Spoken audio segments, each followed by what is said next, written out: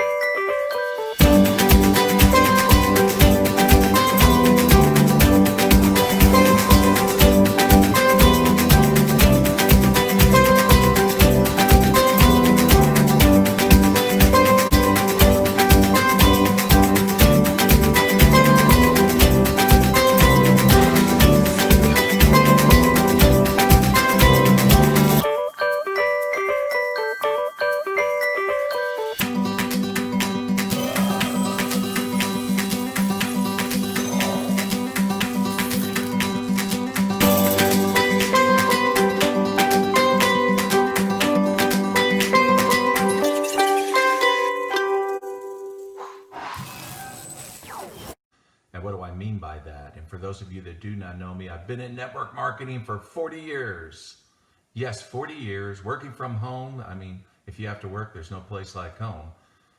And I started in this business totally broke, sold a junk truck to get started and put $200 into my business. And for almost the last 28 years, I've been full-time in network marketing. If that interests you, why would it not? Keep listening. And I'm going to acknowledge some great people. Charles in Georgia, nice to see you. Ciro in Salt Lake City, good to see you. George in New York City, yes, good to see you. And Kate in upstate New York, hope you're doing well, Kate. John in Baltimore, how are you doing? Nice to see you on the call. Anna in Florida, how are you, Anna? And Jenny in North Carolina, nice to see you. Hey, Dawn, how are you? I forgot where you hang out. And Jennifer, nice to see you. Nice to see you, Jennifer. Yeah, good. I'm glad you are, Kate. Sometimes I just don't hit it at 9 o'clock, and I was like, yeah, I got to do something in the gym before I do this because I won't do it after. I just know me too well. Beverly in Alabama, how are you? Dawn is in New Jersey. It's been a while since I've been to New Jersey, but I have some great memories there. Mary in Colorado, how are you? Nice to see you on the call tonight. So it's Friday, man. Tail end of the week. And I hope you got some things done that was productive in your business. So I'm going to get into it because tonight is a Q&A that I usually do on Fridays. But, doing great, Jennifer, thanks. But what happened Wednesday was I didn't go live because we had a storm. And I got this big, huge generator that powers this big house, right? But it didn't cut on. So for some reason, I don't know. I got to get a technician out here. So I got to figure that one out. So anyway, I'm going to share something first on what I was going to talk about Wednesday, and then I'm going to get into a Q&A. And if you got a question, feel free to post it, and then George will screenshot it and send it to me. So I'm talking about don't write people off. Do you ever write people off? What I mean by that is where you give up on people in your team that you think aren't producing, will never produce, will never amount to anything, and they just aren't worth your time. So I can tell you that when I started taking network marketing serious was in the year 1988. And I remember going on, my sponsor came to town. He was going to work with me. And so I ran an ad, and this lady answered it. So we drove out to her house and went in her home, and I had a VHS tape. She had a VCR, so I popped it in, and we watched this presentation, right? This real cool presentation. That was new technology back then, people. I mean, that was major stuff, right? And so hey, Mindy, nice to see you. So we watched the video together, and she says, hey, this is awesome. I'm in. Sign me up. And it hit me that I forgot to bring an application with me. Again, keep in mind, there is no internet then, okay? I mean, so I look at my sponsor and I said, I didn't bring an application. And he sort of gave me that disgusted look, and he says, come on. And thanks, Mindy. So we walk out to his car, but on the walk to the car, I remember him telling me, get out of this business, Jeff. You're never going to make it in network marketing. We came all the way out here and you didn't even bring an application. You just aren't serious. You aren't going to make it. Well, so that was one of my early experiences when I was getting started. So in his eyes, I would never make it. And, but going forward, after that, later, a few years later anyway, I'd say 1992, I remember that I was in a company working it and trying to get it off the ground, but frankly, I was in the wrong company, and I knew that. The products were overpriced, the literature was costly, the management really didn't resonate with leaders and networkers. They thought they were above us, right?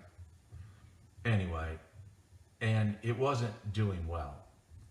So what happened was that I found another company, and it was a good choice. It was a very good choice.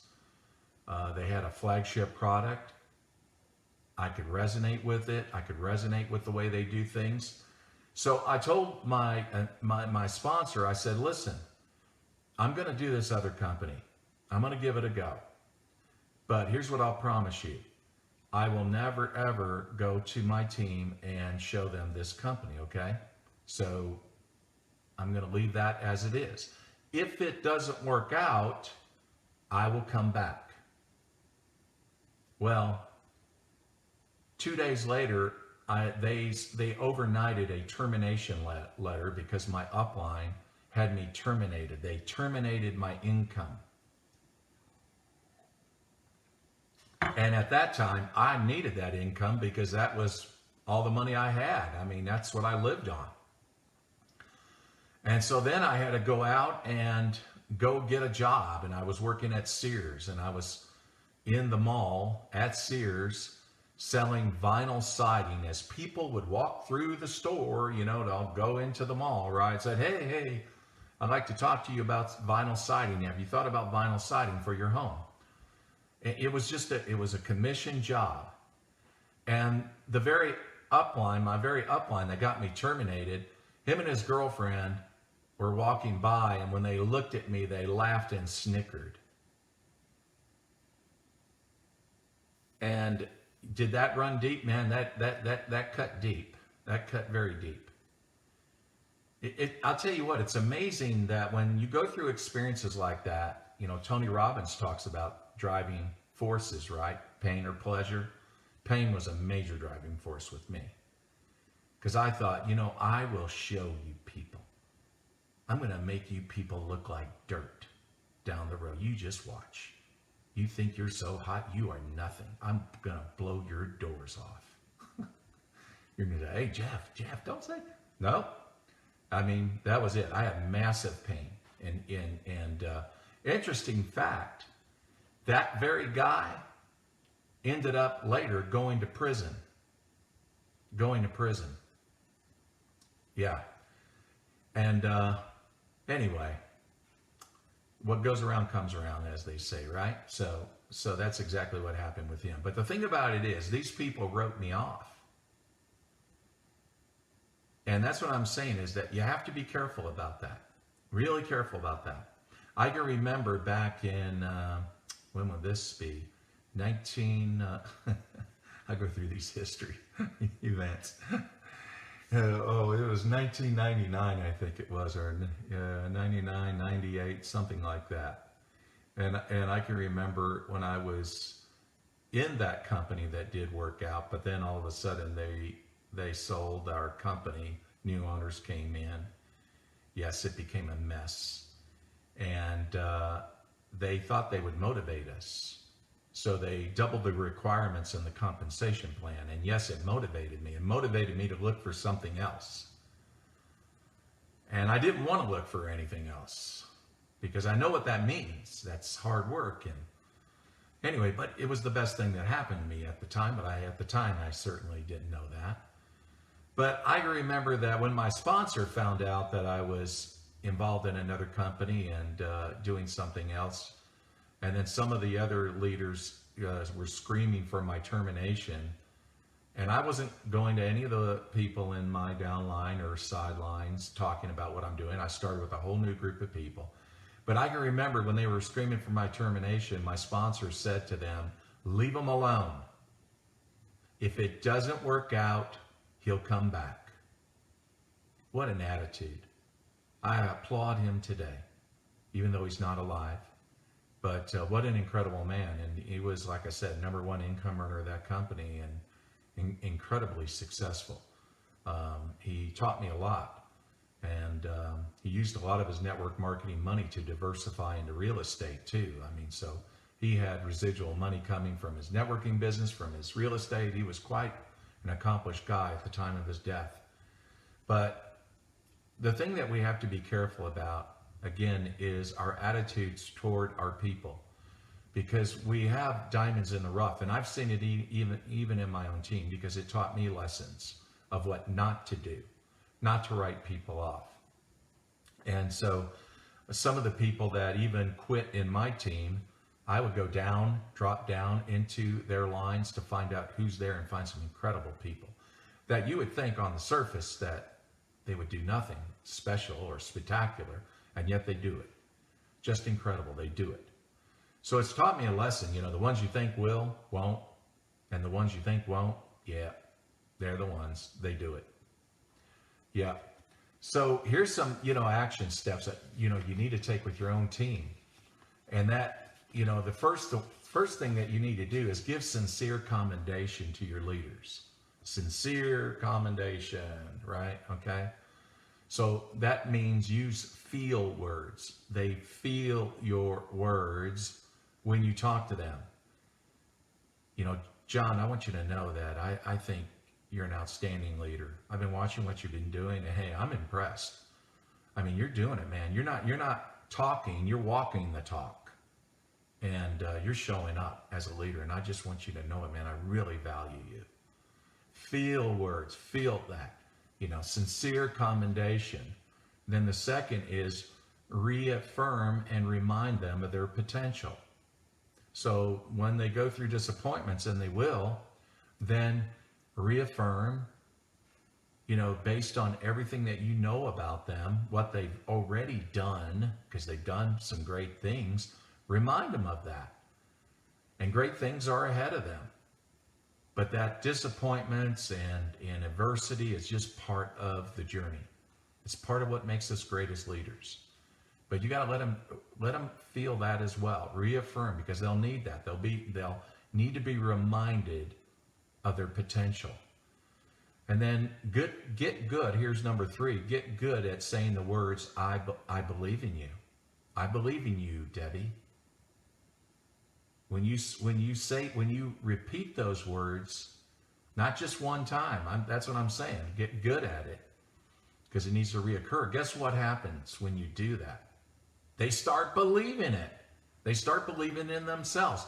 I can remember the last event that Ray Higdon, when I was on a stage at his event, and I didn't know he was going to ask me this question. He asked me, did you ever believe in yourself? And I thought, and I looked at him, and this came right out of me. I said, I never believed in myself. I believed in my product, and I believed in just, I just kept presenting. I just kept presenting. But it took time for me to believe in myself. It didn't happen overnight.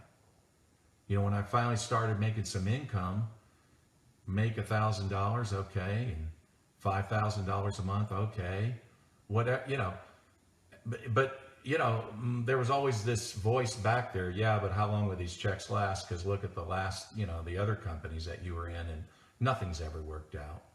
Why would this one will? Why would it?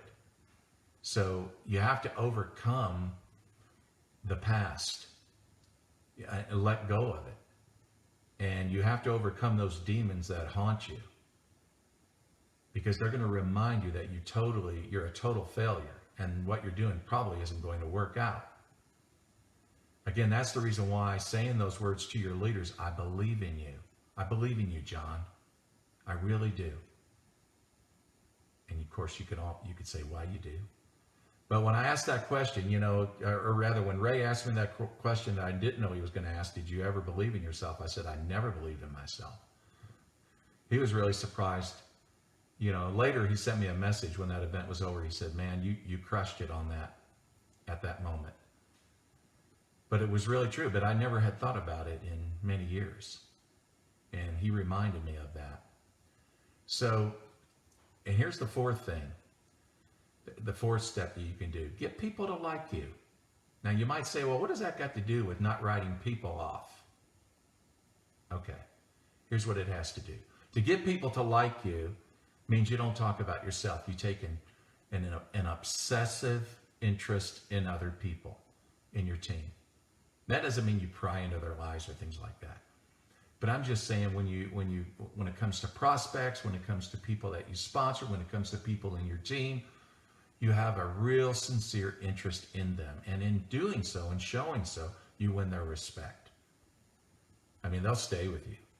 If your company folds, guess what? Wherever you go, they're going with you. Because you totally sold them. Because we live in a very selfish world. And when you take time to really show sincere interest in people and make them feel that, man, they'll stay with you. And then here's the other thing. Just get good at being a good influence. There's a lot of negative news. Negativity is everywhere in the media and all that. So we don't need that. We need to be a beacon of light. When we get around our people, we need to make them feel good. We need to smile. So those are my thoughts on that. And I just wanted to share that with you.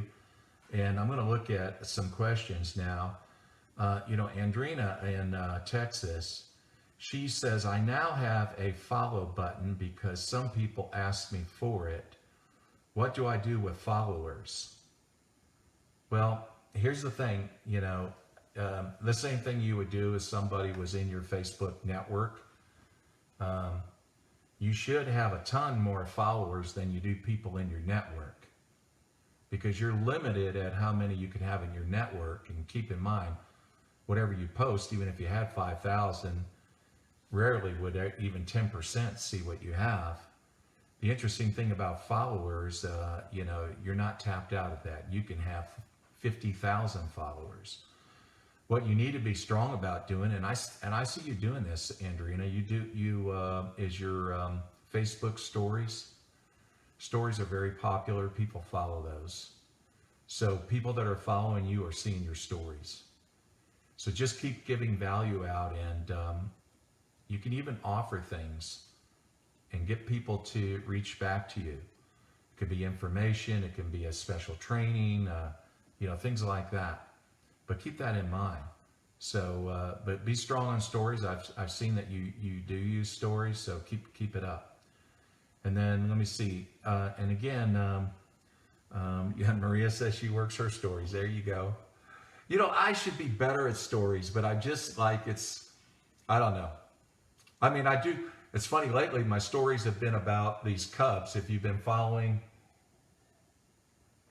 my post on this crazy man up the mountain here shot and killed a mother bear with 3 cubs. And I was so angry about it. I even went to his house, by the way. So, my wife says, aren't you worried about getting shot? I said, no, I'm not. Anyway, but I had to discuss that shooting with him. And the whole mountain is in a rage about this because bears are considered sacred here, okay? Because we're in their territory.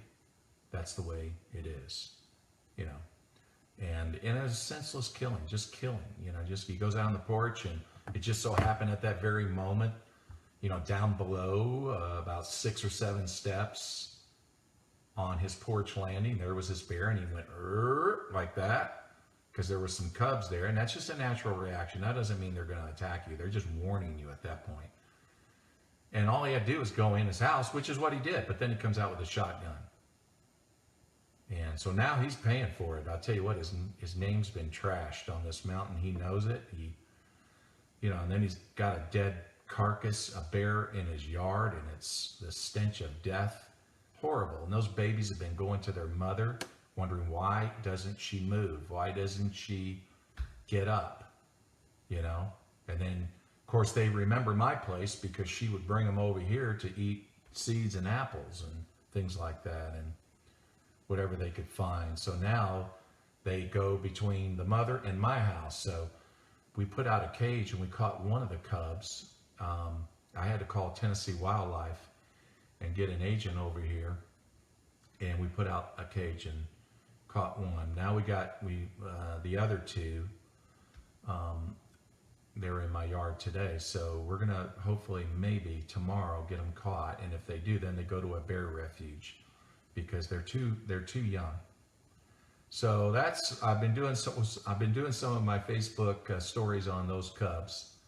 If you've seen some of those, anyway. So Eden from Colorado says, how did you yourself stay postured in conversations about your business or product? Your belief in your product and your company is a must, but sometimes you run into someone who has opposing questions to everything you share with them. Was there a limit for when you just let them be? Is there a limit? Yeah, well, that's the thing. Is it that they're just not interested? Because whatever they're saying, the objections are, well, my question would be, well, John, if that wasn't the case, would you be interested in this product? Or would you just come up with another objection? Is it that you're just not interested in the product or the opportunity? Or is it this is something you're really concerned about? I mean, you're trying to find out what their true motives are in doing that, and some of the more popular ones are, well, this is overpriced, or this is high.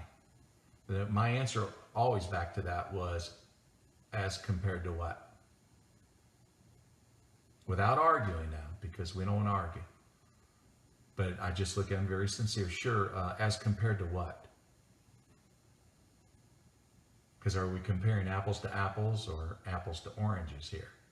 Okay, if you have a unique product, if it's a product that's not being sold down the road at some store or with your local distributor of the other company, whatever that is, if it's really, a unique product and they say it's too high, as compared to what? And then they usually go blank. And that's when I say we see that there isn't anything like this out there. That's the whole thing, isn't it? That's why this product is a standout product, which behind it is an opportunity because of that fact. So, again, you just have to see if it, are they throwing out the objections just because they're really not interested, or is it really a concern on their part? Try to come back with the answers that's all you can do. If it has to do with the opportunity, and the question is, how much money are you making? And you're not, let's say you're still, you're working your business, you're not there, you're not making six figures yet. But, my reply always when I was in that stage many years ago was, is your question, am I making money, or is money being made, significant money being made in this? Do you want to know if money's being made in this? Because you can't base this opportunity's value on me. There's people that are going to be better at it than I am. You might be one of them. And if they say, well, yeah, I just want to know if money's to be made. Okay, but sure, I'll introduce you to some of my upline. But again, I want you to understand, I'm still getting started in this. It took me a while to figure it out, to wrap my brain around this business. But now I've done that. And so so those are the things you just, here's the thing. Don't worry about being wrong. Don't worry about being embarrassed and not being able to give an answer. And always, whatever comes out of your mouth, let it come from the heart, not the head. The head is full of fear.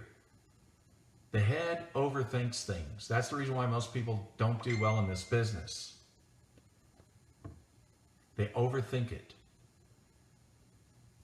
So when people ask you a question, let it come from the heart. And if you don't know something, say, yeah, great question. I want to answer that question correctly, okay? So can I get back with you on that? Will you let me do that? And then, Eden, you can reach out to me too if it's something specific that I didn't cover, and I'd be glad to help. And then let's see, George is sending me something here. And again, if you have a question, you can post it, and then he'll screenshot it, and then I'll do my best to answer you. Juan Vargas from Puerto Rico. What's Juan Vargas doing in Puerto Rico? He lives in Florida. ¿Cómo está? Is it okay to do the business virtually with the same way it's done face to face? Okay. So here's what many of my fantastic Spanish leaders do. Spanish people are very lovely, warm, family-oriented people. And, just that's the way they are, right? So much of it's done face to face. That's more what we call traditional network marketing, if you will. And so he's saying, can that same thing be accomplished virtually? And the answer is yes, because when I look at in my own team, my own organization, the numbers are crazy. I wondered how COVID-19 was going to affect the methodology of a lot of the Spanish network marketers out there. And the fact is they've adapted very well. And I'm very proud of them. Because this is one thing I've been asking them to do. Not that there's anything wrong with face-to-face and meetings. I think it's great. But I think COVID-19 has definitely forced people to develop new methods and new ways, and also to embrace technology more. And so, yes, so the answer is yes, you can actually, there are people that are doing opportunity meetings on Zooms where you can just invite your prospects to an opportunity meeting, and then you can do it right on Zoom, as well as you can do face-to-face, of course, with prospects. You might want to get them to download the app. If they have, if they have an iPhone, you can do FaceTime with them, right? Face-to-face is very important to Spanish professional network marketers. I understand that. So again, don't feel like because it's done virtually that the warmth is lost. Believe me, it's better than just talking on a phone where they only hear your voice. So I strongly recommend that you use FaceTime if they have an iPhone, and if for your meetings and things like that, or if you want to invite your upline to help you with a prospect, maybe you can invite them on a Zoom call. Even Facebook Messenger, the video, what do you call that? That video chat with 3 now. You can they have that available. So use that. I think you'll like the results that you're going to get in your business. So anyway, so I guess that's it. No more questions tonight, and it's been a pleasure being with all of you. And again, don't write people off, okay? That you got gold in your team. What you got to get good at doing is just, knocking off the dirt, the dross.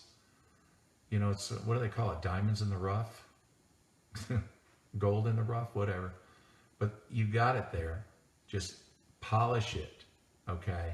And that's what you need to do. And then you'll see some of these people will very much surprise you as far as what they can do in your business, because that's exactly the people that threw me away. The people that threw me away, that's okay. I'm glad you threw me away. It sure made me a better leader. And here's the other thing. I can tell you that some of my great leaders that have joined me over the years were people that their uplines drove them off. They trashed them. They made them feel worthless. So for those of you, those people that did that, thank you. Thank you for sending them my way. And no doubt for some of you on this call, you've had the same thing happen where those people ended up in your team because they were drove away by others. It's amazing how people ruin their incomes, they ruin their businesses because they treat their leaders like they're employees, and they're not. We should be very shocked, humbled that people would want to indebt their time to us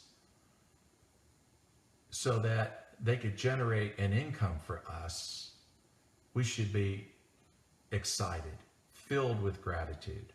And I am filled with gratitude. That's the way I feel about my team. I have great gratitude for it. And think about it. If that's the way we always felt, and we had the attitude, hey, what can I do for you? I mean, here you're generating income for my family.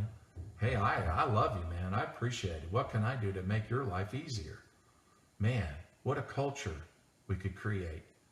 But it amazes me how some just don't get it. So, and I know that's not you, okay? So thanks for being on this call. And everyone, have a wonderful weekend, and I'll put out some value this weekend as well. Be safe, okay? And take care. Bye-bye.